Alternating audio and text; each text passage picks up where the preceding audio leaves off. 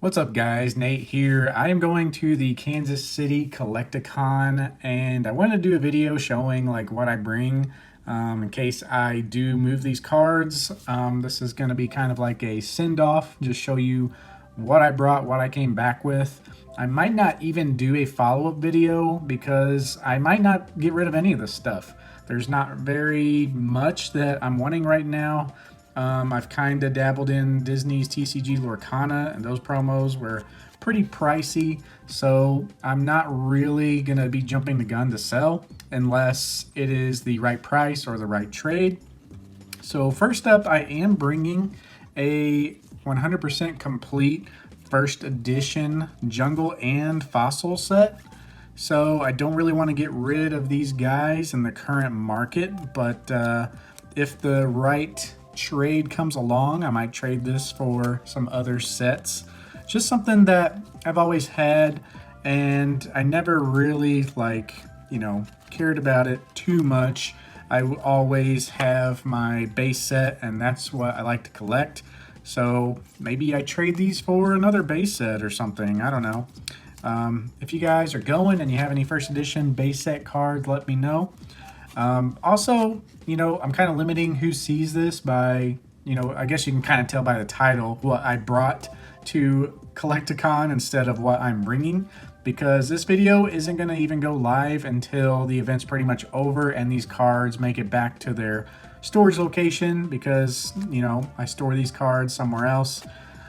And yeah, it's kind of counterproductive for me, but I don't want it to be known what I'm bringing to the Collectacon, so you're seeing this afterwards. So sorry guys for anyone who was looking to try to scam me or rob me or something crazy. So I'm not going through all these cards, but this Jungle and Fossil set is very clean, near mint set, especially the non-hollows. And yeah, hollows range from, near mint mostly. Some of them are excellent, but not very many at all. So yeah, an entire first edition Jungle and Fossil set. Let's take a look at the condition on some of the cards. I mean, you can see Clefable's looking pretty clean. It's going to be really hard for me to let go of these sets, but maybe the right thing will come along. I am going to be pricing everything and really not deviating much from that. Here are some blank cards that I made. Gotta love the acetone.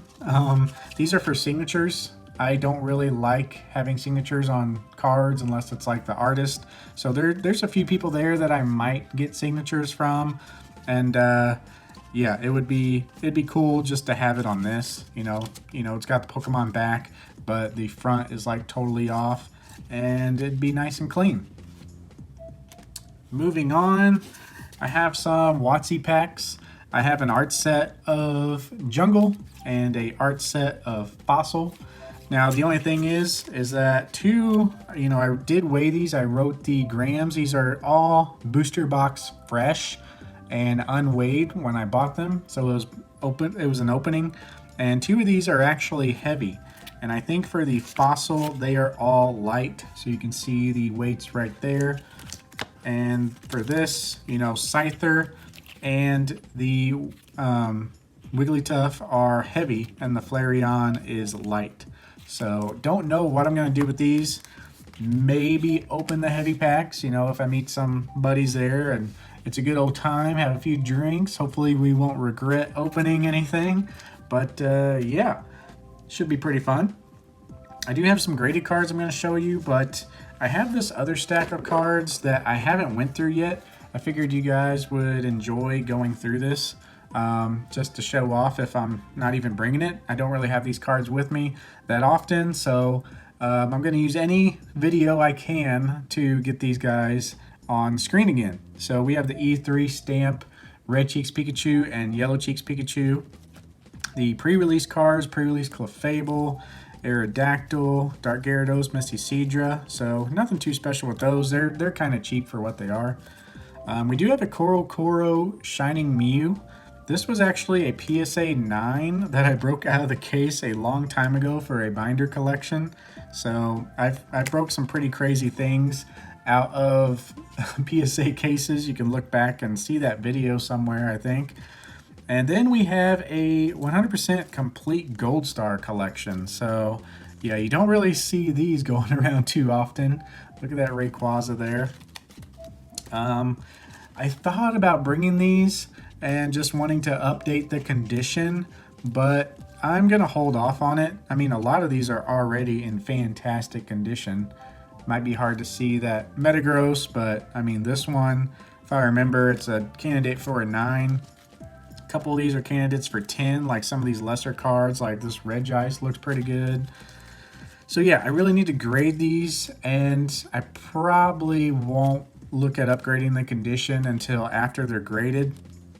Here's the old Charizard boy, looking nice. And Mew, this was also a PSA 9 that I broke out of the case. So this was quite a while ago. But yeah, some people call me crazy, which I probably am. Here we have it, finishing up the Gold Star set. We have a Vaporeon in here somewhere trying to hide. And we have the Umbreon and Espeon. These two I do need to upgrade. They do have like a slight, I think one has a slight crease and one has a slight like corner crush or something like that. I need to look at those again.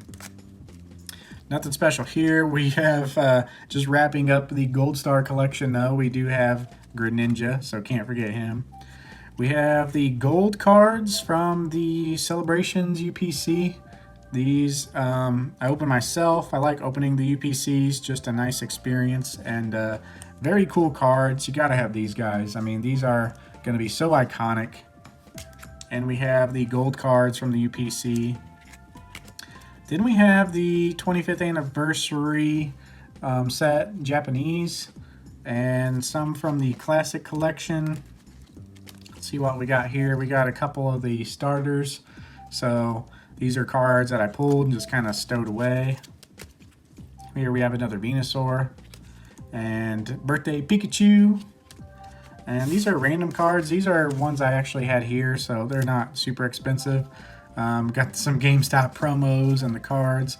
I love this Mimikyu card from Celebrations, and my favorite War Turtle card from the web series.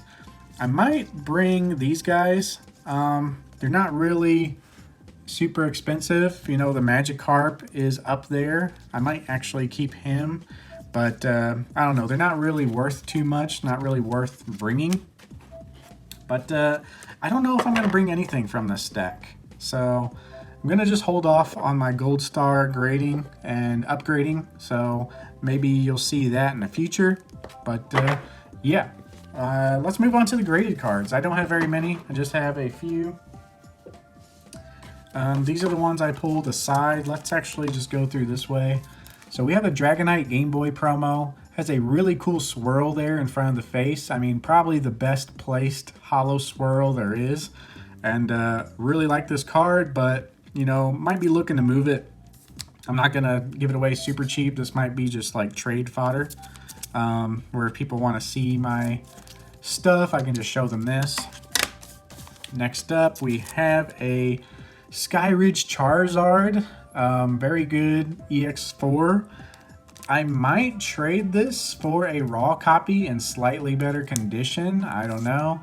I kind of want to break this out for my Skyridge binder. This is the only card in the set that I have graded, so I might just break this out and throw it back in there if I can't make something happen at Collectacon.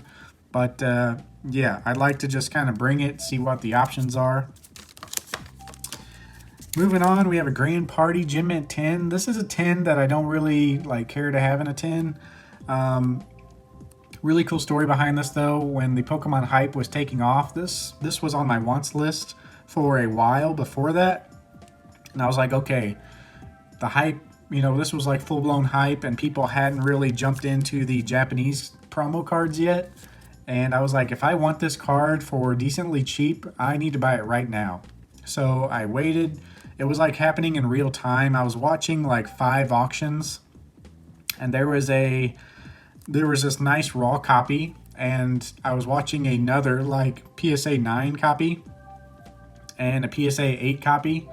I was very confident this was going to be a 9 with a good shot at a 10, and a PSA 8 copy had sold for like a decent amount more than this raw copy. And I think even a PSA 7 sold for more than that raw copy. And I immediately bought it like within a minute after those auctions ending. And by the time I got this card back, which I think I sent it in, not quite express maybe, but you know, maybe I did do express. It came back pretty quick. But by the time I got this back, like within a month, that card had jumped, you know, at least 50%. I think it was more like 70 or 80%. So really good timing and just knowledge in the hobby led to doing well on that card. But you know, I still have it, so I didn't really capitalize on it. It's still worth a lot more than I paid, so you know, always good to have that card. This card and the next card I'm only going to be doing a deal with if I get a PSA 9 in return. So the next card is, in fact, Mimikyu, one of my favorite Pokemon. It is a PSA 10. Not looking to get rid of this card at all unless I can guarantee get a 9 in return or relatively soon after. So yeah, that's the case for these two guys. These two will basically be trade fodder, but it's mostly going to be in that Jungle and Fossil set and the Jungle and Fossil packs. So let me know what y'all think. If you guys went, you know, like I said, you're going to be seeing this video afterwards. So if you guys went, let me know what your experience was. Maybe we can meet up. And if you're interested in meeting me, I put out on my Instagram that I was going to this event, and you know, reach out if you want to meet up. So if you'd like to meet up in the future, be sure to follow me there, and we'll see you in the next one. Peace.